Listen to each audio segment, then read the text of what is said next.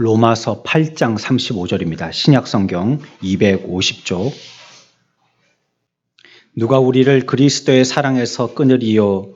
환난이나 공고나 박해나 기근이나 적신이나 위험이나 칼이랴.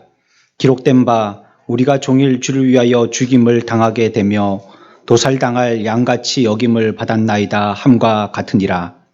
그러나 이 모든 일에 우리를 사랑하시는 이로 말미암아 우리가 넉넉히 이기느니라.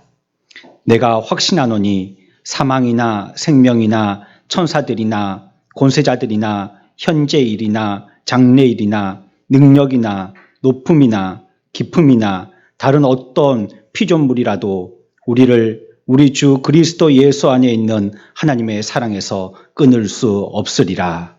아멘. 하나님께서 자신의 교회를 다루시는 원리가 있는데 그 원리에 대한 말씀을 잠언 22장 6절에서는 이렇게 얘기합니다. 마땅히 행할 길을 아이에게 가르치라. 우리 같이 한번 해보겠습니다. 마땅히 행할 길을 아이에게 가르치라. 근래에 어린아이 학대로 사망하는 사건이 있고 난 이후에 어린아이들의 특별히 데리고 와서 키우는 아이들에 대하여서 그 부분에 국민적인 큰 관심이 있고 또 법으로도 제도화를 보충하고 있는 줄 압니다. 여기서 말씀하시는 아이에게 가르치라 하는 이 말씀은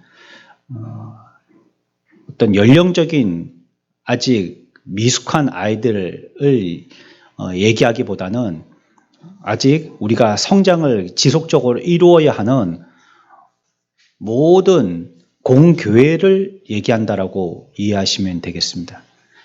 교회는 하나님 앞에 끊임없이 가르침 받아야 할 존재임을 성경은 우리들에게 얘기하고 있습니다. 교회는 배워야 되는 입장에 있고요. 또 가르치는 자는 교회에 가르쳐야 하는 입장에 있는 것입니다. 특별히 우리가 지금까지 배운 것 같이 성령께서는 교회를 가르치시는 선생님으로 아주 탁월하시고 그 일을 하시는데 쉬지 아니하시고 열심을 갖고 계신 분이십니다. 그래서 아이를 가르치는 참 선생님은 성령 하나님이심을 우리는 먼저 기억해야 할 것입니다. 그러면 하나님께서 아이를 가르치실 때, 다시 얘기하면 교회를 지속적으로 무엇을 가지고 가르치느냐. 이제 법이 보완되고 하면서 아이들을 양육하는데 친부모라 할지라도 폭력을 써서는 안 된다는 법이 만들어지기 시작했습니다. 유럽 같은 데는 벌써 오래전에 그런 법이 통과가 됐고요. 동양권에서는 형식보다는 정신적인 것들을 더 강조하다 보니까 강한 면으로 가르치는데 이와 같이 성경의 표현대로 하자면 달초, 그러니까 매를 든다든지 해서 가르치기 하는데 이제 이런 것들도 지금 사회법으로는 용납이 안 되는 그런 사회가 됐죠. 우리를 가르치시는 선생님이신 성령님은 그러면 아이인 미성숙되어지고 계속 성장을 이루어야 할 교회를 가르치실 때 그러면 과연 무엇으로 가르치시느냐. 오늘 우리가 제목으로 보고 있는 것처럼 선생님이 우리를 가르침의 방법은 바로 연단이라는 방법을 쓰신다는 것입니다. 우리 다 같이 해봅시다. 연단으로 교회를 가르치시는 겁니다. 아이를 가르치시는 겁니다. 예전에는 많이 맞고 자랐지 않습니까? 어디든지 사회 분위기가 다 잘못하면 맞는 분위기였어요. 집에서도 부모한테 맞았고 학교에서도 선생님한테 맞았고 군대 가도 위에 있는 선임한테 맞았고 계속 맞는 문화였었죠. 그렇게 가르쳤더랬습니다. 성경은 우리들에게 어떻게 가르치라고 하고 있냐면 또한 성령님은 어떻게 가르치신다라고 말씀하고 있냐면 바로 연단이라는 방법으로 가르치신다라고 얘기하고 있습니다. 이것은 하늘나라를 위한 방법이고 이 방법에 지속되어서 마지막까지 쓸 수 있는 시기는 바로 영원히 난 때까지입니다. 여러분들이 이 말씀을 들으면 조금 실망스러울지 모르겠습니다. 빨리 연단이 끝나고 평안이 있고 행복하고 몸이 불편하지 아니하고 그런 때를 영원한 우리의 안식, 파라다이스로 생각하고 천국은 그런 곳이라고 우리가 이해를 하고 이 땅에 있는 동안 또 그런 세상을 꿈꾸며 살고 있지만 성경에서는 이것이 바로 하늘나라의 방법이고 이 일은 우리가 죽을 때까지 그리고 계속되어진다라고 우리들에게 얘기하고 있는 것입니다. 어떤 방법이요? 연단이란 방법이요. 연단이란 방법은 우리가 이 땅에 발붙이고 사는 동안은 지속되어질 성령님의 가르침의 방법이라는 것입니다. 그러니까 우리가 어린아이에게 가르치라, 어린아이가 배울 때는요, 끊임없이 성령님은 우리들에게 연단으로 가르치신다는 겁니다. 우리가 배우기를 포기하지 않는 한 우리들은 끊임없이 뭐 된다는 겁니까? 연단된다는 겁니다. 끊임없이 연단된다는 겁니다. 그러므로 연단은 매우 중요한 것입니다. 다시 강조하지만 이것은 하늘나라의 방법이고 우리가 이 땅에 있는 동안이라는 시간 동안에는 끊임없이 사용될 것이기 때문에 그렇습니다. 연단의 대상은 교회입니다. 또 연단의 목적은요, 하늘나라를 준비하게 하는 것입니다. 하늘나라의 방법이라고 했으니까요. 하늘나라를 준비하게 하는 것입니다. 그래서 이 땅에 있는 동안에 교회가 하늘나라를 준비하기 위한 준비로서 행해야 될 것이 무엇이냐면 그 또한 연단인 것입니다. 여기서 뭐 허리띠 풀어놓고 헐렁헐렁하게 살다가 세상의 맛도 좀 봤다가 또 뭐 세상의 뭐 권세도 좀 맛봤다가 세상에 뭐 사람들이 이렇게 칭찬하는 것도 좀 맛봤다가 그래 이렇게 어찌어찌 하다가 살다가 목숨이 끊어져서 하늘나라 가면 또 거기서 또 어찌어찌 행복하게 살다가 하늘나라에는요 그렇게 주먹국으로 어찌어찌 되는 게 아닙니다. 이 세상에 있는 동안에 우리가 연단을 통해서 하늘나라를 준비하는 겁니다. 훌륭한 병사가 되기 위해서는 끊임없는 훈련이 반복돼야 됩니다. 끝없는 훈련이 반복돼야 돼요. 처음에는 그게 익숙하지가 않습니다. 뭐 총을 어떻게 쏘야 되고 어떻게 자기 몸을 숨겨야 되고 어떻게 공격해야 되고 이건 뭐 처음에 총을 처음 만져본 사람이 벌벌 떨려서 어떻게 그걸 갖다가 알겠어요. 근데 이걸 처음에 신병으로 들어갔을 때부터 해서 제대할 때까지 끊임없이 훈련하면요. 이제 적쪽에서 총성만 나도 내 몸은 반사적으로 움직이는 겁니다. 훈련했기 때문이죠. 우리가 하늘나라에서 훌륭한 그리스도의 신부의 삶을 살기 위해서는 이 땅에서도 끊임없는 연단의 훈련이 필요합니다. 그래야지만 하늘나라에 가서 영원이라는 시간 동안에 우리가 주님을 기쁨으로 찬양할 수 있는 온전한 신부로서의 모습을 갖출 수 있기 때문입니다. 이 땅에 주님도 보십시오. 구원자로 오셔서 33년 동안 우리들에게 보여주신 것은 무엇입니까? 우리가 기대하고 소망하는 것처럼 육신의 안락이 아닙니다. 어떻게 하셨죠? 33년 동안 그분은 끊임없이 온전해지시기 위해서 고난을 통하여서 연단받으셨습니다. 히브리서 기자는요, 연단이 얼마나 중요한지를 우리들에게 얘기하고 있는데요. 히브리서 12장 5절에 그렇게 말씀합니다. 우리가 지난주에 읽었던 말씀의 위쪽에 있는 말씀입니다. 내 아들아, 주의 징계하심을 경히 여기지 말라. 이 말씀은 하나님이 혼내킬 때 정신 바짝 차려라. 이 말씀 이상의 뜻이 있습니다. 하나님이 우리에게 매를 댄다면 그때 정신 차려야 된다. 왜 우리를 혼내키시는지, 뭘 우리에게 변화를 촉구하시는지 정신 차려야 된다는 말씀 이상의 의미가 있는 겁니다. 하나님이 우리들에게 고난, 연단을 주실 때에 이 일을 쉽게 보면 안 된다는 거예요. 아이고 뭐 또 훈련이네. 이제 자꾸 훈련하다 보면 말이죠. 지금은 민방위 훈련도 잘 하지 않잖아요. 예전에는 민방위 훈련할 때 차 다 세우고요.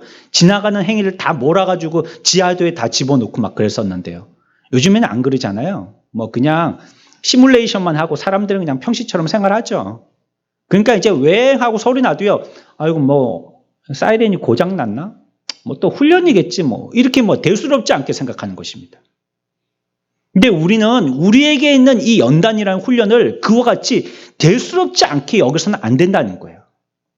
내 아들아, 주의 징계하심을 경히 여기지 말며 우리에게 주시는 고난을 우리가 하찮게 생각해서는 안 된다는 겁니다. 그 고난이 어떤 종류의 어느 정도의 고난이라 할지라도 말이죠. 고난은 매우 엄숙하고 중요한 것입니다. 그렇기 때문에 이것을 무시하거나 간과해서는 안 된다는 거예요. 이 고난을 통하여서 우리들은 하나님의 가족의 일원이 되어지는 것입니다. 또 이후에 있을 영광의 후사로서 준비되어지는 것입니다. 그것이 바로 고난입니다. 모세가 애굽의 왕자가 되기까지는 오랜 세월 동안의 훈련이 필요했던 것입니다. 육신적인 많은 훈련들이 필요했죠. 바로의 공주에게 건진받아가지고요, 로열 패밀리들이 받는 그러한 아주 높은 교육들을 받았습니다. 여러 가지 교육을 받았죠. 그런데 하나님은요, 그 교육 가지고 모자르다고 생각하신 겁니다. 그래서 그를 광야의 학교에 또 입학시키십니다. 그래서 그를 80년 동안이나 훈련시키십니다. 그 교육이라는 게 1, 2년, 8시간, 8년, 이것도 우리들은 길게 여겨질 텐데요. 모세는 80년 동안이나 훈련받은 거예요. 이 연단은 우리가 거듭날 때부터 시작해서 우리의 목숨이 끝날 때까지 끝나는 것입니다. 그리고 우리가 죽기 전에 역사적인 종말을 맞을 때까지 계속되는 것입니다. 그리고 날마다 시간마다 끊임없이 계속되는 것입니다. 우리가 이것을 항상 볼 수 있거나 인식하지는 못할 때도 있습니다. 이게 고난이구나, 나에게 연단이구나 알지 못할 때도 있어요. 안 보이기 때문일 수도 있어요. 하지만 연단이 끝나는 건 아닙니다. 고난이 끝나는 건 아니에요. 한시름 났다. 인생이 그렇지 않아요? 하나님이 우리들에게 성경에 깊이 있는 의미를 깨닫지 못하는 자라 할지라도 하나님의 뜻을 가르쳐 주시기 위해서 인생들에게 보편적으로 알게 해주신 것이 있습니다. 끊임없이 고난을 당하는 거예요. 그리스도인만 고난당하는 게 아니고요. 인생 모두가 끊임없이 고난을 당하는 거예요. 첫째 아들이 문제 생기고 그 문제를 수습하니까 둘째 아들이 또 문제를 일으키고 셋째 아들, 넷째 아들, 다섯째 아들 끊임없이 문제가 나타나고요. 한 문제 또 해결하면 그 다음 문제가 나타나고 이제 또 한시름 났다 하는데 그 다음 문제가 또 나타나고 인생이 영원히 그와 같이 되더라는 것이에요. 하지만 우리가 이 가운데 소망과 위로를 받을 수 있는 것은 이 연단의 과정은 그 바탕이 사랑에 있다는 것입니다.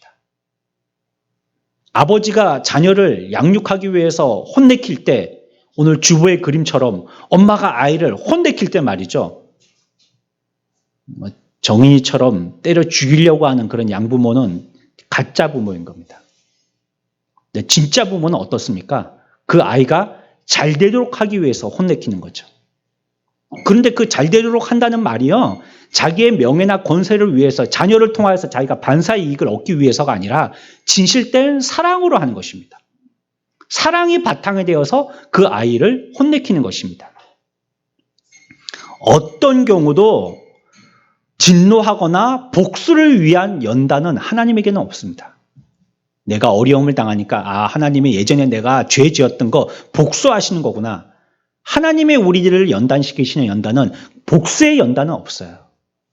또 우리를 그와 같이 진노하셔가지고 그냥 퍼부으셔서 한번 다 쓸어 없애려고 하는 그런 연단은 없어요. 우리가 먼저 생각할 것은요, 이 연단이 어떤 하나님으로부터 시작되어졌는지에 대한 것입니다. 우리가 말씀을 볼 때 항상 이런 원리에서 시작되어지는 공통점이 있습니다. 하나님은 어떤 분이신가? 라는 것입니다. 이 일들은 하나님이 어떤 분이시기에 나에게 이와 같이 이끌어졌는가? 라는 것을 발견한 것은 매우 중요합니다. 연단하시는 분은요, 지극히 지혜로우신 하나님이세요. 우리를 연단하시는 분은요, 지혜로우신 하나님이세요. 그래서 이 연단은 우리가 이름 붙인다면 우리 다 같이 해봅시다. 지혜의 연단. 지혜의 연단. 지혜의 하나님이 우리들에게 연단하시기 때문에 그 연단이 지혜의 연단이라는 거예요. 그래서 그분의 모든 행위에는요, 깊은 지혜가 담겨 있습니다. 우리가 무엇이 필요하고요, 또 그것이 우리들에게 어떻게 공급되어야 할지에 대하여서 하나님은 다 알고 계신 겁니다. 다시 얘기하면 우리가 어떻게 그것을 배우고 내고 삼아야 될지 하나님이 정확하게 아신다는 거예요. 지혜로운 하나님은 그냥 칠판에다가 써가지고 배운다든지 책 10번 읽고 와라고 배우게 한다든지 이렇게 모든 사람들에게 획일적으로 가르치지 않고 맞춤형으로 가르치신다는 거예요. 나에게 어떤 것이 가장 효과적인 교육일지를 분명하게 아신다는 거예요. 그래서 하나님은 지혜의 하나님이십니다. 무엇이 악이고 어떻게 해야지 그 악을 제거해야 할 수 있는지도 아시는 하나님이세요. 매우 정교하고 절묘한 방식으로서 우리들을 가르치십니다. 그래서 하나님이 우리들에게 연단시키시는 그 시기는요, 우리는 깨닫지 못하지만요, 우리에게 매우 시기적절할 때입니다. 아주 정확한 타이밍에 우리들을 연단시키시는 교육을 하십니다. 그리고 그 방식은요, 매우 확실한 방식입니다. 또한 우리에게 직접적으로 가르치시고요. 그러나 하나님의 온유함을 지니신 방법으로서 우리들을 가르치십니다. 그러니까 하나님이 우리를 가르치시는 그 연단의 모든 방법이 하나님의 지혜로운 가운데 있다는 것입니다. 하나님의 지혜 가운데 우리를 연단시키신다는 거예요. 또한 하나님은 어떤 하나님이세요? 신실하신 하나님이십니다. 그래서 우리가 받는 연단도 신실함의 연단입니다. 시편 119편 75절에요. 우리 앞에 화면에 있습니다. 주께서 나를 괴롭게 하심은 성실함 때문이라 라고 말씀하고 있습니다. 우리가 이와 같이 연단받고 고난을 당하게 되어서 괴롭게 되는 것은 무엇 때문이냐면 하나님이 뭐하기 때문이라고요? 성실하시기 때문이라는 거예요. 하나님이 성실함에 의한 우리의 연단이라고 얘기하고 있습니다. 이것이 다윗의 고백이거든요. 연단은 우리를 신실하고 하나님 자체가 또 신실하신 분이시기 때문에 우리에게 행하시는 그 연단 자체도 신실하게 이루어지는 것입니다. 여러분, 친구가요, 어떤 친구가 정말 신실한 친구인지 알 수 있을까요? 이 친구가 참 신실한 친구인지 아니면 그냥 나의 어떤 다른 것들을 통하여서 그것 때문에 친구인 척 하는 건지 어떻게 알 수 있을까요? 여러분들이 고난 당해보면 압니다. 여러분들이 어떤 일로 매우 깊은 아픔 속에 빠져보면 압니다. 그러면 내 곁에 있는 사람은 참 친구입니다. 내 가짜 친구는 다 떠나갑니다. 혹시 나한테 도와달라고 손 벌릴까 봐. 혹시 나한테 부탁할까 봐. 혹시 나한테 그 어려운 길을 같이 가자고 할까 봐. 가짜 친구들은 다 떠나갑니다. 하지만 신실하신 친구는 그 어려움 당하는 친구 옆에 찰싹 붙어 있습니다. 우리에게 신실하신 하나님은요, 우리에게 발견되는 과오의 한 가지라도 그냥 지나가지 아니하시고 그것을 깨닫게 하셔서요, 그것을 제거하게 하십니다. 이 일에 신실하신 거예요. 아이들에게 어떤 걸 가르치다가요, 저는 그냥 깜빡깜빡 해가지고요, 그거 어느 날까지 해놔 이랬다가요, 제가 까먹어요. 그러니까 이걸 들은 아이들도 흐지부지 되는 것 같아요. 제가 똑바로 못 챙기니까 그래요. 제가 신실하지 못하니까 자녀들을 가르칠 때도 신실하게 못 가르치는 거예요. 그래서 그걸 보충하느라고 수첩에 적어놓고 휴대폰으로 저장해놓고 포스트잇으로 붙여놓고 그래도 그건 안 보니까 소용이 없더라고요. 아무리 붙여놔도. 봐야죠. 한번 방법을 써보기는 써보지만 하나님은 그러시지 않다는 거예요. 신실하신 하나님이시기 때문에 나의 어떤 면이 고쳐져야 될지 그 고쳐짐에 대한 죄의 과오의 부분에 대해서 신실하게 고쳐내시려고 애쓴다는 거예요. 하나님은 신실한 부모이시기 때문에 자녀들의 은밀한 죄를 가만히 두고 보지 않으십니다. 부모가 간혹 그렇게 험한 말을 할 때가 있지 않습니까? 그렇게 행동하지 아니하면 안 될 때가 있습니다. 그 얘기를 들으면 아마 자녀가 마음 아플 겁니다. 이 부모가 진짜 부모 맞나 계모 아닌가 싶을 때가 있을 겁니다. 하지만요, 그렇게뿐이 할 수밖에 없는 것은요, 부모가 자녀를 사랑하기 때문입니다. 오냐오냐 키우고 싶지 않은 부모가 어디 있겠습니까?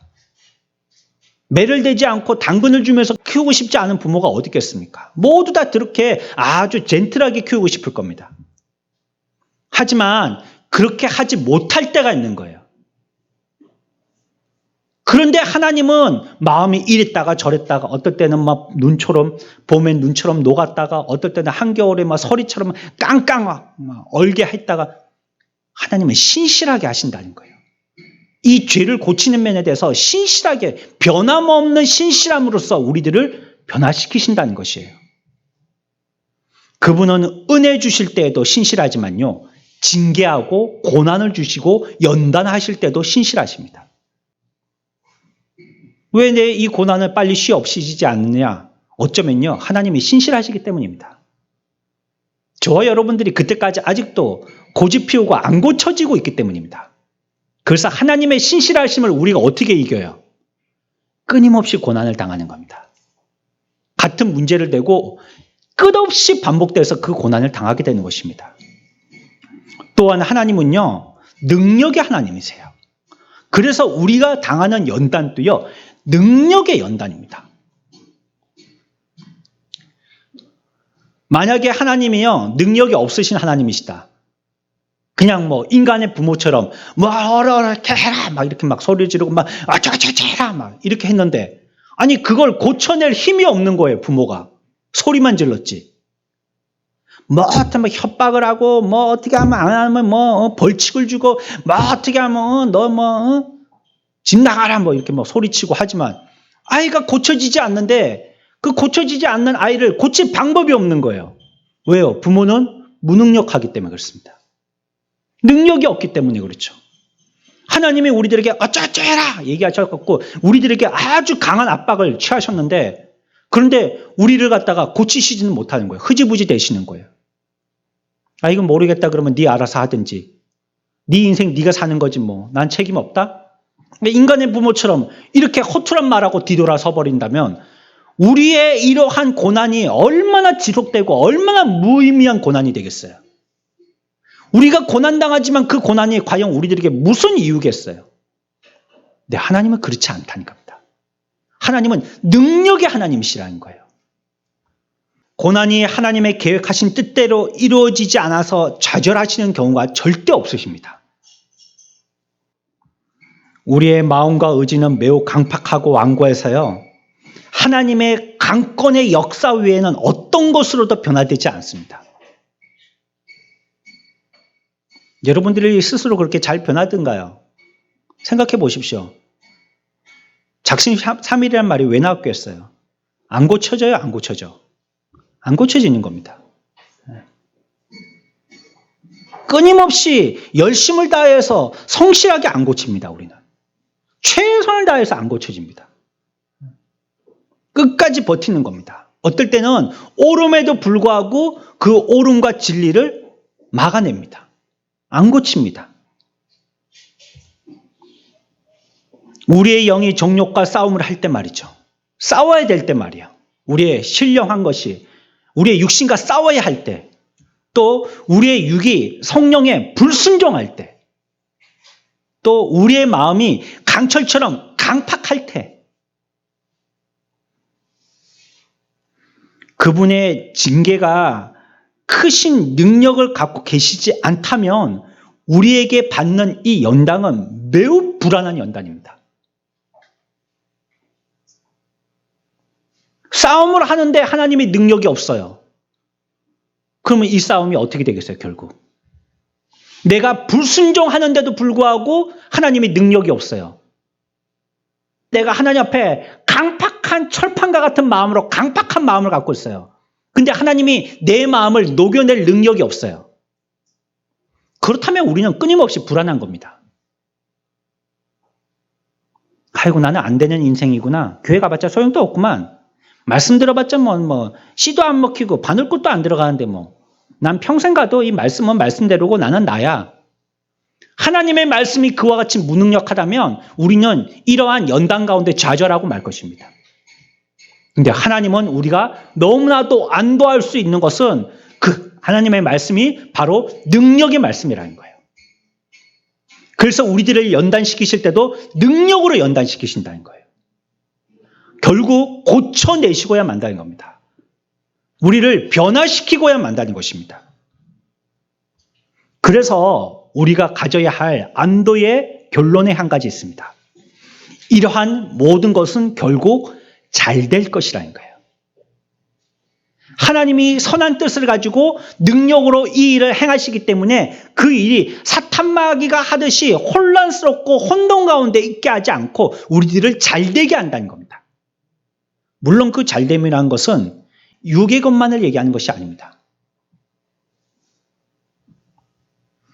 이러한 연단에는 주변의 사랑도 필요하고 슬기롭게 판단하도록 지혜도 필요하고 그를 위한 세심한 주의도 필요하지만 사랑도 전혀 유익을 주지 못하고 지혜도 전혀 도움을 주지 못하고 신실함도 아무 효과가 내지 못할 때가 있어요. 하지만 하나님의 무한하신 능력이 발휘된다면 이 모든 장애들이 다 극복되는 것입니다. 우리를 고쳐내는데 안 될 것 같은 이 모든 것들이 하나님의 무한하신 능력으로 모두 다 되게 되는 것입니다. 그러므로 우리들은 우리 가운데 역사하시는 하나님은 전능하신 능력의 하나님이심을 믿으시기 바랍니다. 그렇게 우리들을 가르치고 연단시키시는 거예요. 연단 자체보다도 연단을 통한 하나님의 의미는 우리들에게 그래서 기쁨과 감사가 되는 것입니다. 모든 것이 하나님의 사랑이고 지혜이고 신실하심이고 능력이기 때문에 하나님이 우리에게 대한 연단은 실패할 가능성이 없는 것입니다. 여러분들이 당하는 세상의 모든 어려움들은 하나님이 주시는 하나님의 성공의 계획 가운데 기록된 것들입니다. 그래서 우리가 연단받아서 우리의 영이 실패될 가능성은 제로라는 것입니다. 우리를 징계하시는 분은, 우리를 연단하시는 분은, 우리를 고난 가운데 가르치시는 분은 하늘을 지으신 분이십니다. 우리를 지금 연단하시는 분은 땅을 조성하신 분이십니다. 또 빛과 어둠을 지으시고 그 말씀으로 붙드시는 분이세요. 그분이 바로 지금 오늘 우리를 연단하시는 주인공이세요. 그래서 이 연단은요, 온전하고 완전하고 성공할 수밖에 없는 겁니다. 이것이 연단의 원리입니다. 하나님이 우리를 연단시키신다고 할 때 한번 기억해 봅시다. 이 연단은 어떤 연단이라고요? 지혜의 연단이고 두 번째는요? 신실함의 연단이에요. 신실함의 연단. 세 번째는요? 능력의 연단이에요. 이 이유는 무엇 때문이라고요?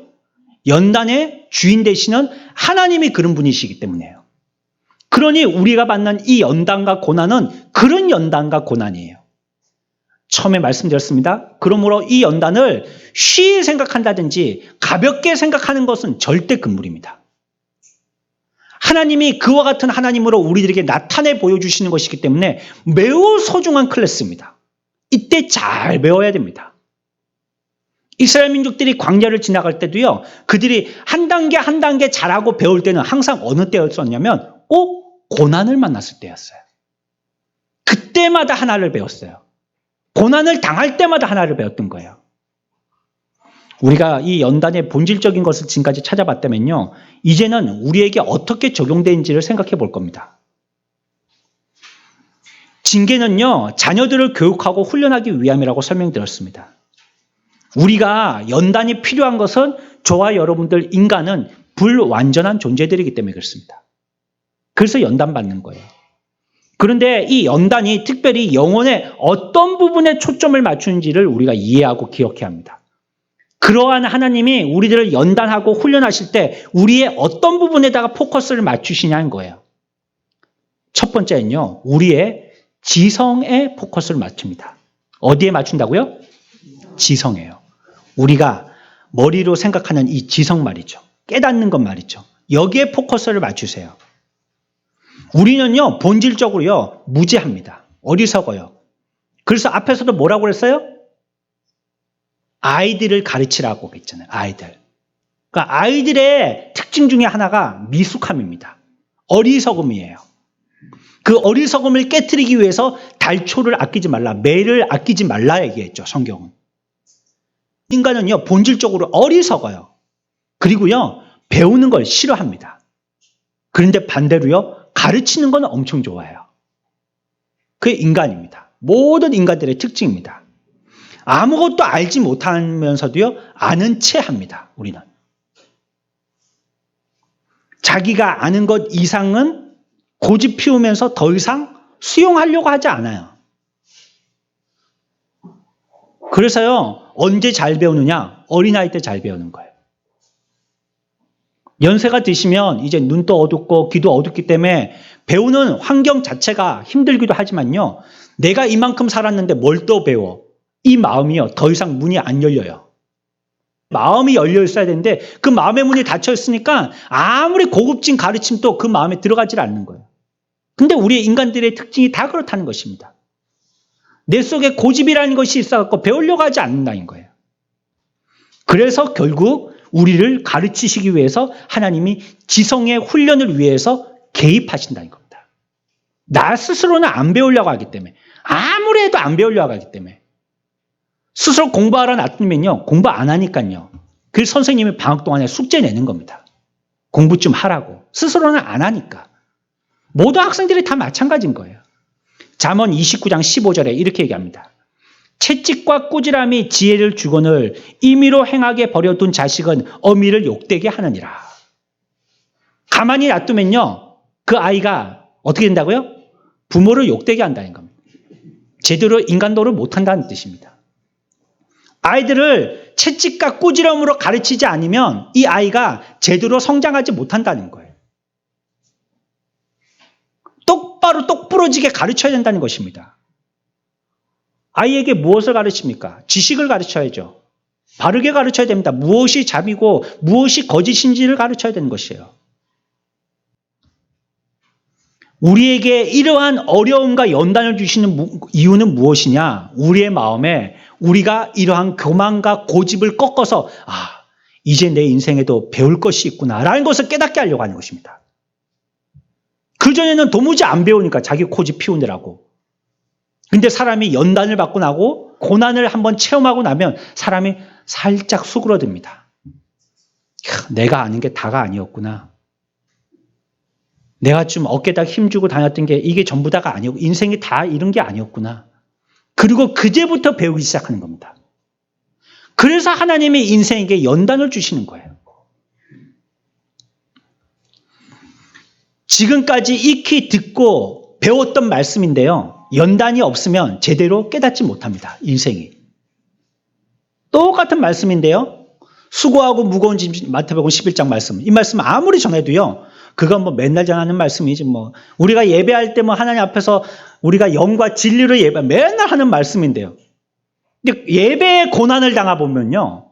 삶의 고난을 당해보면요. 무엇을 내려놓으라고 하는지 어떻게 예배하라고 하는지 그때서야 깨닫게 된다는 거예요. 고난이 아니고는 안 배워요. 근데 고난을 통해서는요. 지금까지 배웠던 것을 갖다가 건성과 이론으로만 알았는데 이제 실제적으로 체험하게 알게 되더라는 거예요. 고난이 있으니까 그제야 아는 거예요. 여러분들 아무리 수영을 이론 시간에 뭐 이렇게 해라 뭐 머리를 뭐 몇 번 헤엄치고 뭐 고개를 내밀어라 뭐 발은 어떻게 아무리 이론에 배워봤자 물에 한번 빠뜨리는 것보다는 못합니다. 물에 한번 빠뜨려 보면 살겠다고 뭐 온갖 뭐 이름 다 붙이기 나름이요. 개 헤엄에서부터 온갖 형태의 수영이 다 나올 테니까요. 살기 위해서는 한 번 물에 들어가는 게요. 100번 책을 읽는 것보다 나은 거예요. 고통의 때는 마치 우리의 능력을 일깨우고 새로운 통찰력을 주는 것 같은 그러한 때인 거예요. 새롭게 깨달아지는 것 같은 때예요. 익히 알았지만 말이죠. 하루 만에 수년 동안에 깨달은 것보다 훨씬 더 많은 지식을 습득하는 것이 바로 연단이고 고난입니다. 그래서 한층 더 깊은 성경의 세계로 우리들은 깨달아지고 들어가게 되는 것입니다. 그 말씀이 그 말씀이구나. 루터는 이렇게 얘기했습니다. 고난이 없다면 성경을 깨닫지 못할 것이다. 고난 없는 인생은 성경을 깨닫지 못하는 것입니다. 다 같이 한번 읽어봅시다. 앞에 있죠? 119편 71절입니다. 시작.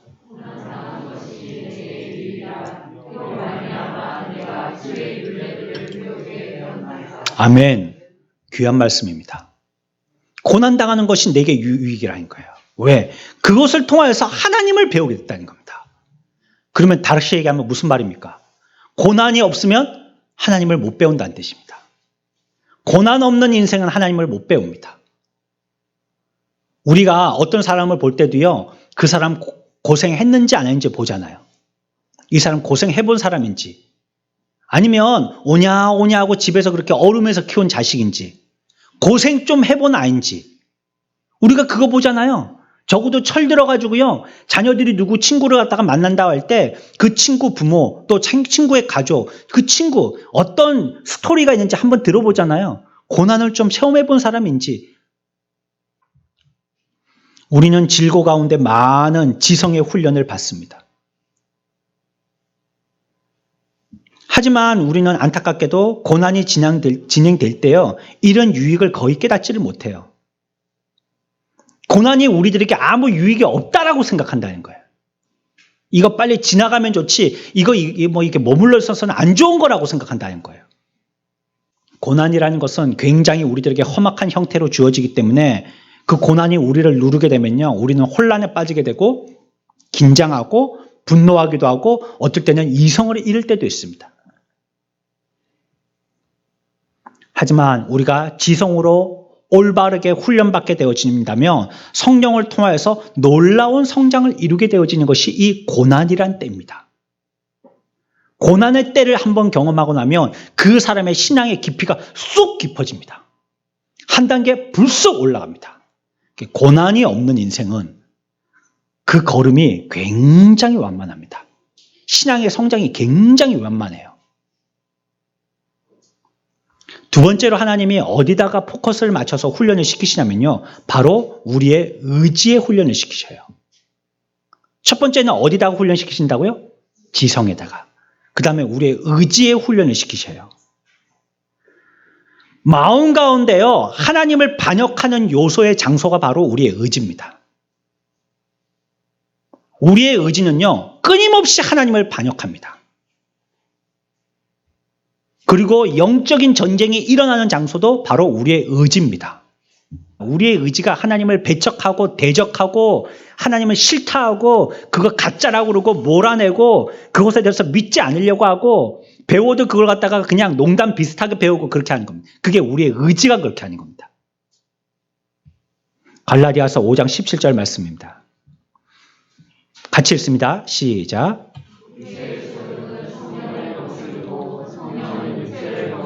아멘. 이 의지를 얘기하는 겁니다. 육체의 소욕은 성령을 거스르고 성령은 육체를 거스른다고 하겠습니다. 의지가 그렇게 한다는 겁니다. 우리의 의지가 하나님을 배척해낸다는 거예요. 끊임없이. 밀어낸다는 것입니다. 우리가 회심할 때 너무 다행스러운 것은 우리가 어디로 가야 될지에 대한 그 방향은 우리의 의지가 깨닫게 되어집니다. 아, 저쪽으로 가야 되겠구나. 나 이렇게 믿어야 되겠구나. 지금까지 내가 잘못한 게 이런 건데 앞으로는 이렇게 해야 되겠구나. 이거는 우리의 의지가 다행스럽게도 깨닫게 된다는 것입니다. 하지만 여전히 우리 가운데 있는 죄악의 의지의 요소는요, 그것을 따라갈 때 굉장히 왜곡된 시각으로 따라가면서 지나가는 거예요. 똑바로 못 봐요. 이렇게 저렇게 내 나름대로의 요리법을 통해서 하나님을 따라가는 것이에요. 그게 우리의 의지입니다.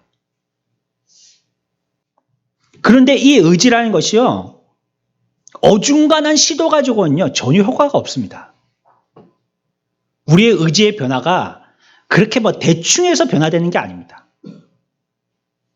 여러분들 그렇잖아요. 우리가 이렇게 지금 오랫동안 살아왔지만 내가 이렇게 해보겠다. 이거 그렇게 쉽게 변화되던가요? 평생 지금까지 그렇게 해오고 있잖아요, 우리가. 우리가 의지적인 부분에서 이와 같이 은혜를 받지 못했기 때문이죠.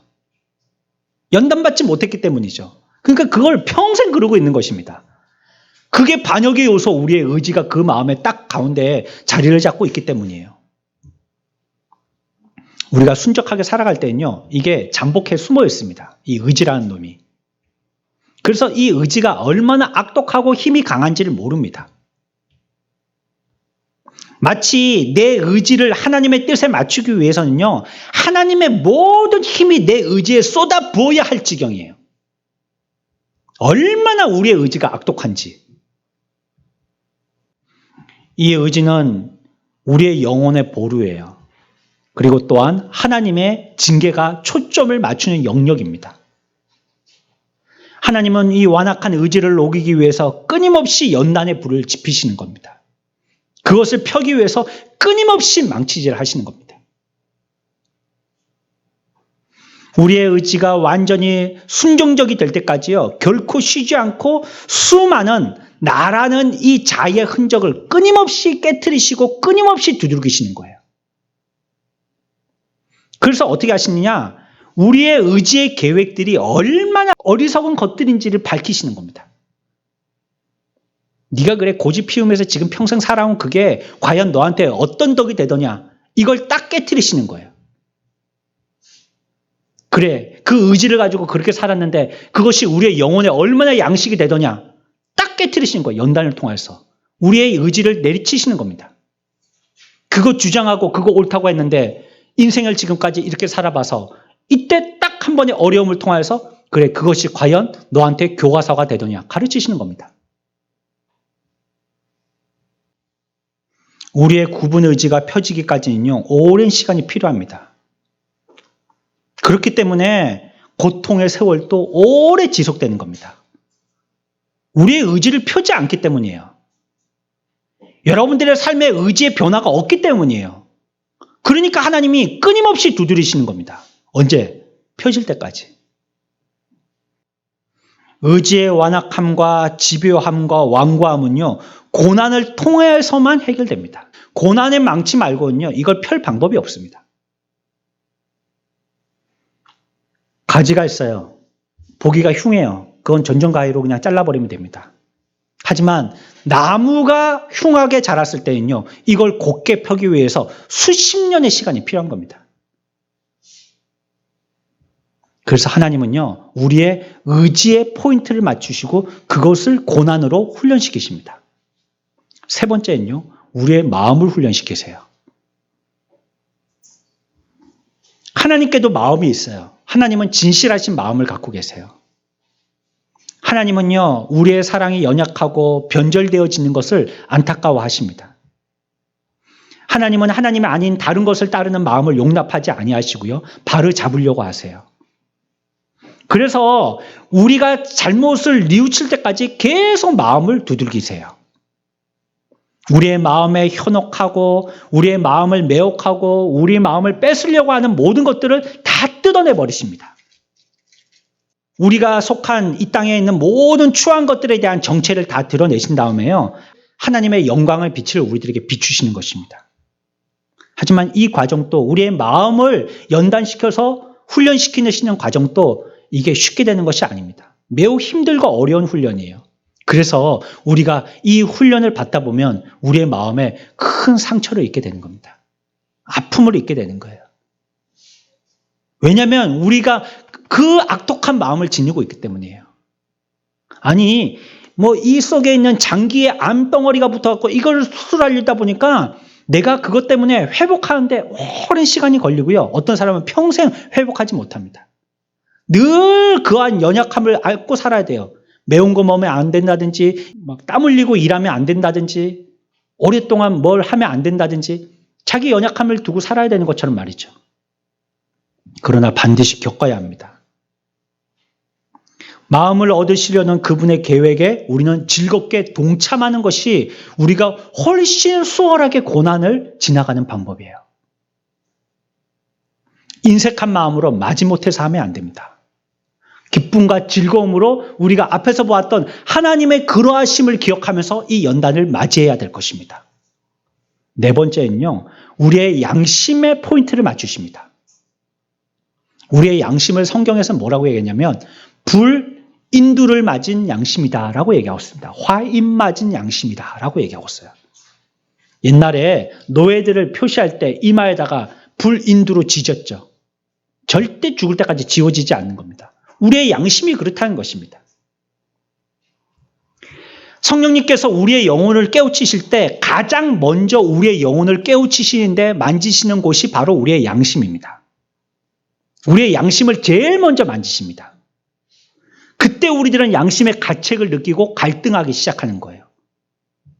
그리고 난 다음에 성령님께서 그리스도의 보혈로 우리를 씻기시고 또 십자가로 우리를 보호하여 주시고 하시면 그제서야 우리의 양심이 평안을 얻게 돼요.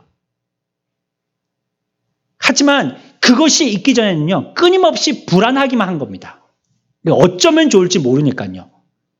여기저기 고난을 통해서 양심에 찔림은 얻었는데 이게 어떻게 치유 방법이 없으니까 수술한다고 배는 열어놨는데 이거 어떻게 수술 방법을 모르는 것과 같은 거죠. 그것이 그리스도의 보혈이고 십자가의 은혜인 것입니다. 그것으로서 내가 이렇게 개복됐지만 주님이 이와 같은 보혈의 은혜로 수술하여 주시니까 내가 참 회복될 수 있겠구나라고 우리는 안심하게 되더라는 거예요. 죄사함의 은혜를 맛보고 난 다음부터 불안과 두려움에서 벗어나게 되는 것이에요. 그리고 그 양심은 평안을 얻게 되는 것이죠. 하나님의 징계는 우리의 양심을 흔들고 그리고 우리의 새로운 삶을 살도록 하십니다. 무엇보다도 이런 고통들이요, 하나님께서 우리의 죄에 대한 책임을 묻고 계신다는 것을 알아야 됩니다. 말세에는 순전한 양심을 찾아보기 힘들다라고 성경은 얘기하고 있어요.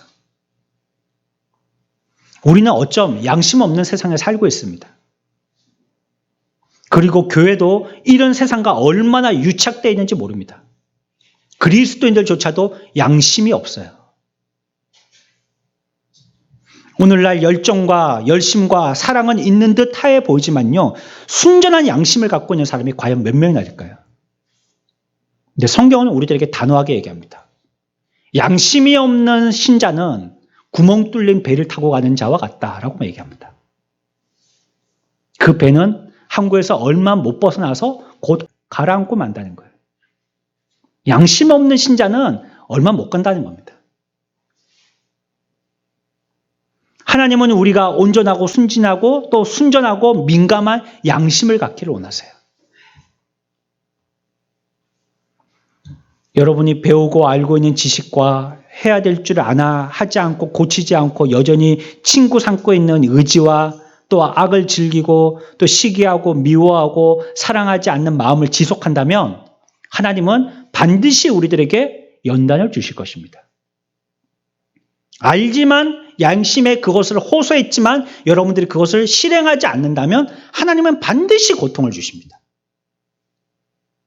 우리의 죄를 드러내 보이시고요, 우리가 유순하고 지혜로우며 완악한 의지를 순종적으로 되게 하고 차가운 마음을 넓히고 옹색한 마음을 깊게 하고 굳은 양심을 부드럽게 하고 민감하게 하는 것이야말로 분명 하나님의 가족이 가져야 할 마음의 자세인 것이에요. 이것이 아버지의 뜻입니다. 고난은 하나님께서 원하시는 우리의 모습을 우리들에게 알려주시는 것입니다. 고난을 통해서 하나님은 어떤 것을 소원하는지 여러분들에게 말씀하는 것입니다. 그것은 우리를 하나님 나라로 인도하는 가장 확실하고도 안전한 길인 것이에요. 여러분들, 연단을 아들의 진위를 가리는 방법이라고 생각하지 마십시오. 내게 이와 같이 고난이 있는 거 보니까 내가 하나님의 아들이 아닌가? 하나님의 자녀가 아닌가? 이렇게 오해하지 마시라는 거예요. 지난주에 히브리서 12장에서 뭐라고 말씀했습니까? 연단이 없는 자는 사생자여 가짜 아들이다 얘기했습니다.